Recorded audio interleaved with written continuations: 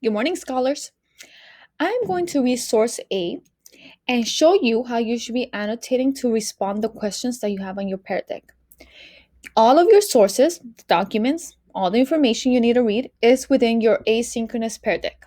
So you don't have to look for anything on Google Classroom. You should be able to do all the work on the pear deck, which I strongly suggest every single one of you should do. Within the Pear Deck, you also have the questions. For the purposes of showing you how you should be annotating and answering these questions, I added the questions for source A here on the right, so you can look at them. But you don't have to. Like I said, that's all on the slides on Pear Deck. So here we go. Source A: timeline of events preceding and post the attacks of September 11, 2001. Osama bin Laden founds a group he names Al Qaeda, which in Arabic, the base. Historians suggest he was inspired by jihadists' militant view of jihad while at King Abdulaziz University in Saudi Arabia. August 7th, 1990. Osama bin Laden becomes outraged at the U.S. forces' presence near the Muslim holy sites of Mecca and the Medina during the Gulf War. February 23rd, 1998. Bin Laden declares a holy war against U.S. forces. His statement said that jihad is an individual duty if the enemy destroys the Muslim countries. As for the fighting to drive back an enemy, it is aimed at defending holiness and religion, and it is a duty.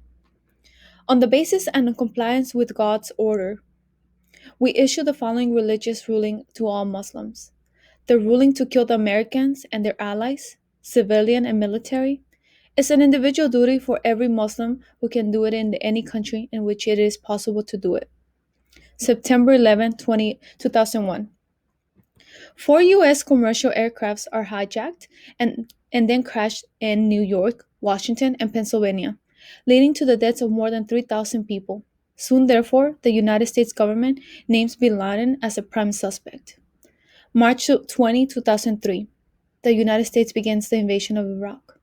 Okay, guys, this was a lot of information, and it's in chronological order, as you can see. I do want to point out that the word hijacked, some of us might not be familiar with it. It's okay. It means they took over. Like they got there and completely took over the planes. Okay. Also, these are the questions I want to answer. So the first one is asking me, in what way did Al Qaeda wage their version of jihad on Americans? Scholars, remember what jihad means? The definition is within your own pear deck. So that is the main focus on today's lesson, learning about jihad. So jihad is the fight against the enemies of Islam. So remember when Muhammad had to defend their community, their Muslim community at the beginning? He got these revelations from God telling him how he should conduct war to defend Muslim communities. Okay? So, in what way did Al Qaeda, the group that Osama bin Laden founded, wage their version of jihad on Americans? So, we should be looking at the information here and analyzing it and concluding how they did it. So, we look at this paragraph right here. Do we all see it? Bin Laden declares a holy war against U.S. forces. His statement said that jihad is an individual duty if the enemy destroys the Muslim countries. As for the fighting to drive back an enemy, it is aimed at defending holiness and religion, and it is a duty. So he's definitely saying that making fighting against the United States is part of their religious views. It is jihad. Muhammad has it on the Quran, so they're okay, right? According to Osama bin Laden. So, in what way did Al Qaeda wage a fight against the United States? What did they do? What event were they responsible for? So, when I found that information, I'm going to highlight it, underline it, whatever I have to do, and on the side, I will write Al Qaeda waged their version of jihad to the United States by, and you will tell me the answer. This is not the answer, by the way. I'm just highlighting something and showing how you should be doing it. All of you will look for the response and you're going to finish this sentence. Okay? The second part, what did Americans associate jihad with?